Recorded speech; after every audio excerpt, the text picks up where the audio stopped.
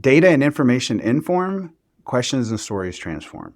And I think so often we think of ourselves in the information age. And I have information that you need. And once you have that information, then you can act.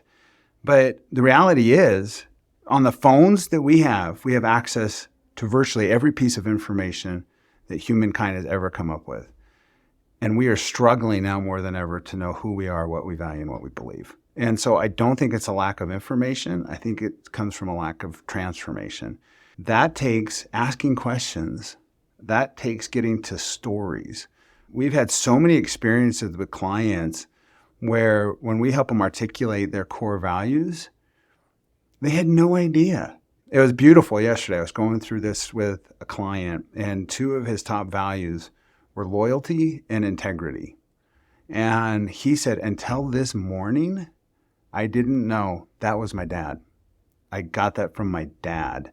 And he was always someone I admired so much because of his integrity and because of his loyalty. And he goes, and I've never told him that because I just didn't even realize that of who I am.